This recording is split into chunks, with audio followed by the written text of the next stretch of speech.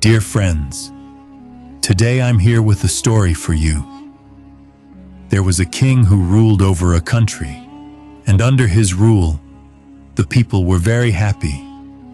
However, the king himself was extremely troubled. He was so distressed that he had even stopped eating and drinking. The king's minister tried to counsel him, saying, "O king, leaving food is not the solution to your troubles. Tell me, what is it that's eating you up inside?" The king told the minister, "What am I supposed to do with all this wealth if there's no one to inherit it? You all know I have no children. In hopes of having a child, I married 7 times, but none of the queens have been blessed with a child." The minister said, "You're upset over something like this. Let me tell you about a wise old man who lives in a hut near the forest. In fact, I'll take you there myself. Share your situation with this godly man. He might have a solution for you." The king said, "Then what are we waiting for? Let's go visit him today." They headed toward the forest. After traveling for a while, they reached a dense jungle, where they spotted a small hut in the distance. The king said to the minister, "That must be the godly man's hut." When the king and the minister entered the hut, they found the old man deeply engrossed in prayer. The king respectfully sat down near him. When the old man finished praying and lifted his head, the king shared his entire story. The godly man said, "Having children or not is in Allah's hands. But don't worry. I will pray to Allah for you. Meanwhile, do this. Not far from here, there's a mango tree. Pick 7 mangoes from that tree and take them home. Give them to your wives. But remember, when you start picking the mangoes, you'll hear many strange voices behind you.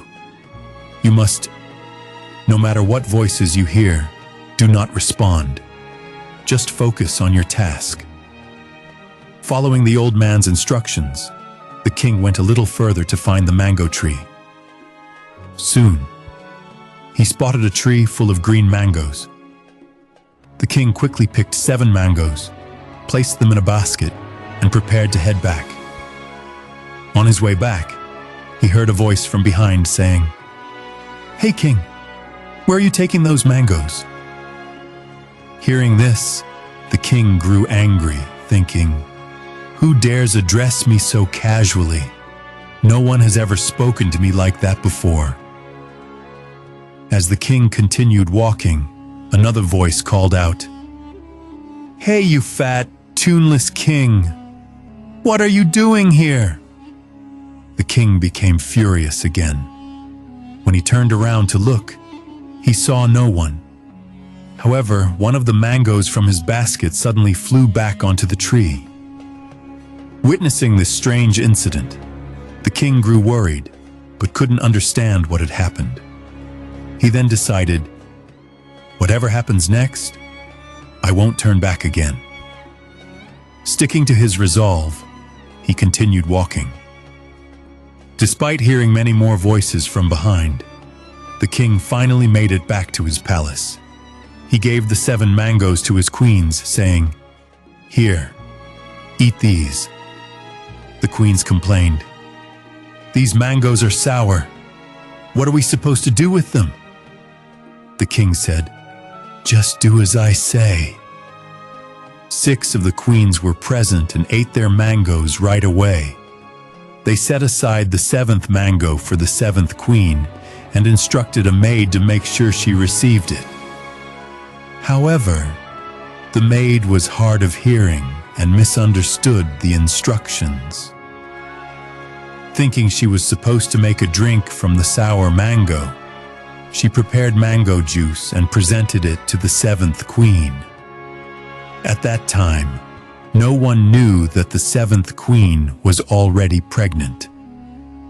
The maid quickly offered the mango drink to her saying, "The king has prepared this special drink for you and has instructed that you drink it quietly without asking any questions."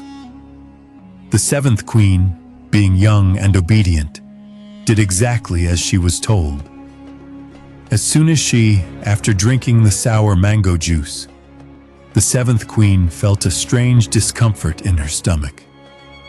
Time passed, and all 6 queens became pregnant. Then came the day when each of the 6 queens gave birth to a healthy baby boy. But the 7th queen gave birth to a baby that looked like a monkey. Chaos erupted throughout the palace.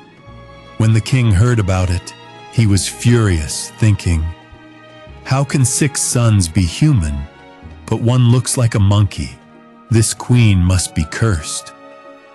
The king immediately ordered the minister, "Take this queen and her monkey child far away from the palace and leave them in a hut. We do not need a monkey child.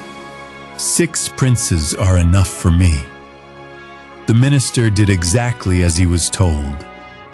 He threw the 7th queen and her monkey child out of the palace and left them in a small hut. The poor 7th queen cried and prayed to Allah day and night, saying, "O Allah, why have you put me through such a trial? Everyone hates my child, but I am a mother. Even if my son looks like a monkey, he is still a piece of my heart. I cannot abandon him." Time passed, and the 6 princes grew into young men. Meanwhile, the monkey child also grew up. This monkey often helped the villagers. Sometimes, he helped them draw water from the well. Other times, he acted as a walking stick for an old man.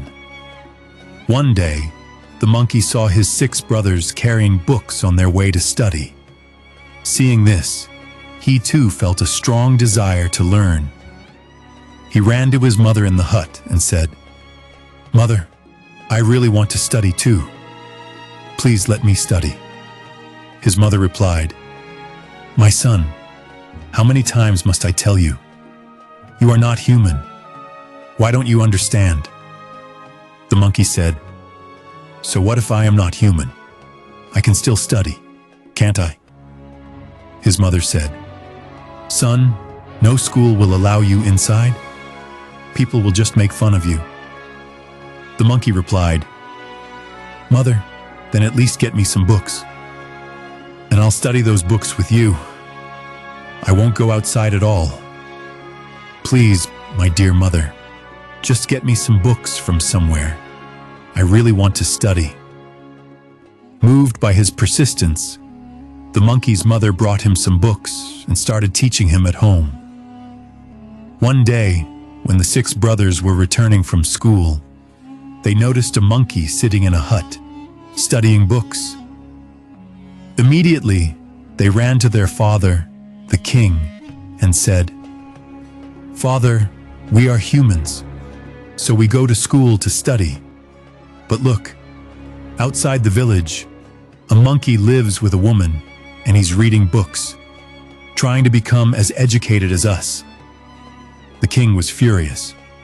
He thought, "How dare this monkey try to match my sons and even try to surpass them?" He ordered his minister, "Go quickly and bring that monkey to me. If he refuses, shoot him right there." The minister, along with his men, went to the monkey. As they began to tie him up, the monkey asked, "Why are you tying me up?"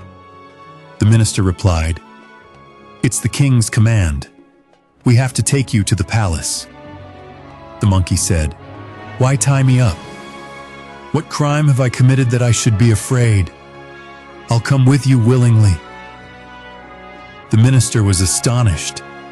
The monkey then walked with them to the palace.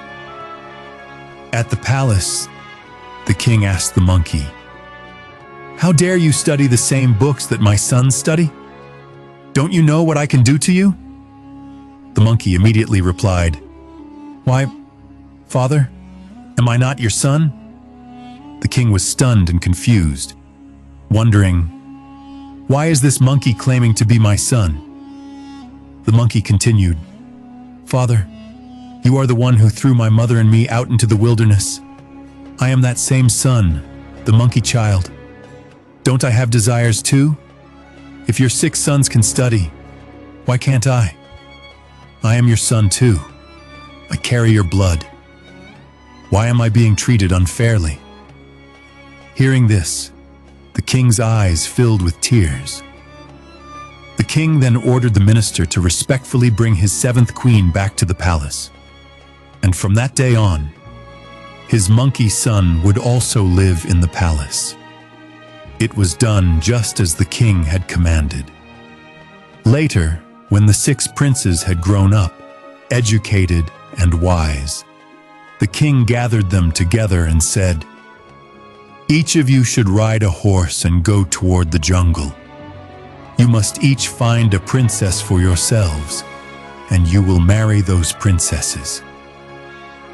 Hearing this, the monkey ran to his mother and said, "Mother, I also want to go with my brothers." His mother replied, "Son, you're already different. Now you're insisting on this too. Where will you find a bride? You are a monkey." The monkey said, "Mother, I have a heart too. I want to live life like my brothers. I'm not going to get married. I just want to go with them for the journey and come back." The 7th queen went to the king and said, "Your Majesty, please allow my son to go with his brothers. He really wants to go, and he will take good care of them." The king quickly arranged a horse for the monkey and sent him off with his other sons. The 6 princes headed toward the jungle, talking among themselves. "It's good the monkey isn't coming with us. Otherwise, it would have been so embarrassing." Just then, the monkey, riding his horse, caught up with them and said, "Brothers, I want to go with you too, so I've come." The 6 brothers became very angry and said, "Leave right now. We will never take you with us." The monkey said, "Brothers, what harm have I done to you? Why do you hate me so much? Let me come along. I'm not going to get married. I'll just travel with you and come back." One of the princes said, "Wait, you won't stop this easily." The princes joined together, dragged the monkey off his horse, and tied him to a tree. They said, "You look better staying here." Then the 6 brothers rode away on their horses, moving forward.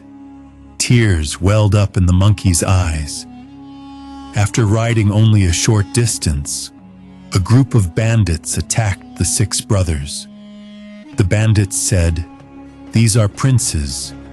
We can get a lot from them. Let's rob them." They kidnapped the 6 princes, looted all their belongings, and took them along with them. As they were walking, they noticed a monkey tied to a tree. The leader of the bandits thought, "These cursed princes must have done this to the poor monkey. What fault could this helpless creature have?" The leader ordered his men to untie the monkey. The bandits immediately untied him, and the monkey started following the group. The leader said, "Oh, the monkey is following us. It's fine. Let him come." The bandits took the 6 princes to a cave, tied them up, and showed great affection to the monkey. The monkey would massage the bandits' feet and heads, making them very happy. When the bandits fell asleep, the monkey quickly untied his brothers and said, "Brothers, don't make any noise. Try to quietly escape from here." One of the princes asked, "What should we do about this monkey? Should we leave him in the cave or take him with us?" The other brothers said, "This monkey saved our lives. Let's take him with us." So, the 6 princes, along with the monkey, set off on their journey again. After traveling a long distance, they saw a palace. The 6 princes were overjoyed and said, "Let's go inside this palace."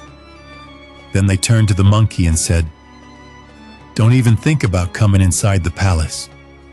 You're just a monkey. Go roam around the trees. We've brought you this far only because you saved our lives." The monkey was told, "You are not allowed to come here. Go away." Tears welled up in the monkey's eyes. While the princes entered the palace, the monkey sat near the tree and the pond, crying.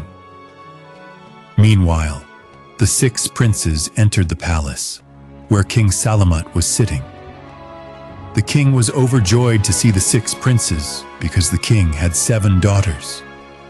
And as soon as the 7th daughter was born, the 7th queen had passed away. The king, calling his daughter unlucky, had thrown her out with an old maid into a hut. The king thought to himself, "These 6 princes, I will marry my daughters off to them." The king made arrangements for good food for the princes and set up beds for them. On the other side, in the hut, the king's daughter, whom he had thrown out, lived with the maid and considered her as her mother. This daughter was named Sundari. Sundari's mother said, "Daughter, you should take some rest. You work so hard." Sundari replied, "If I don't work, who else will? I'll just fetch some water from the river and then sit down and rest." As she was leaving, she said, "Mother, do you really think I've eaten my mother's food? My father, the king, called me unlucky and threw me into this hut." Her mother replied, "No, my dear, it's not like that. Don't take everything to heart.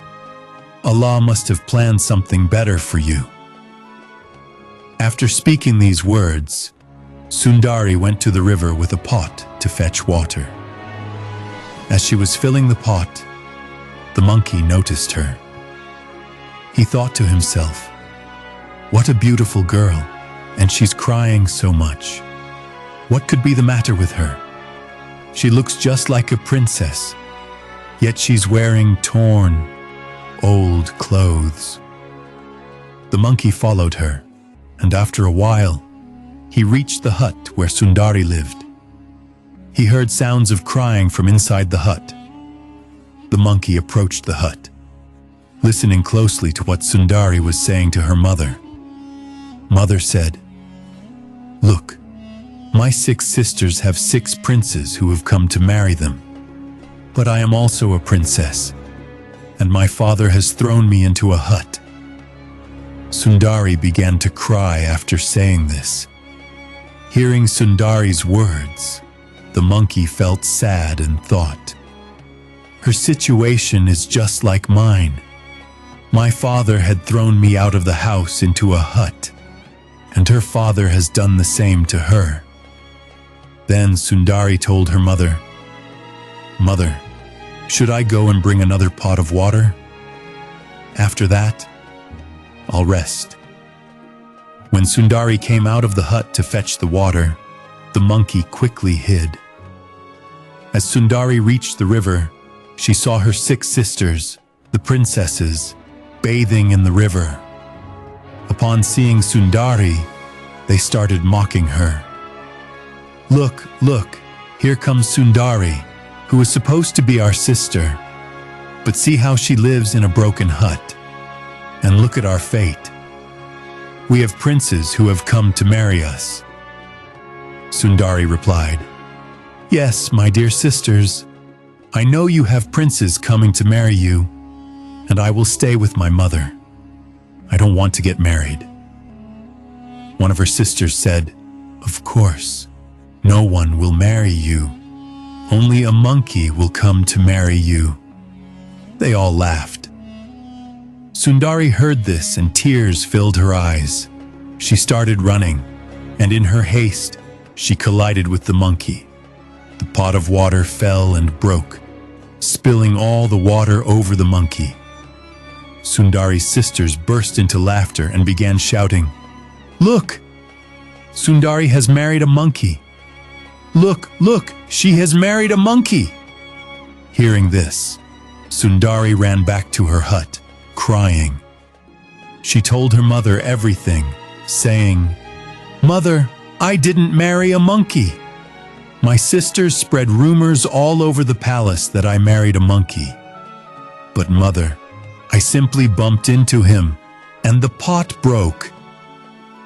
Followed, the monkey also came into the hut and quickly said, "Mother, these 6 princes are lying."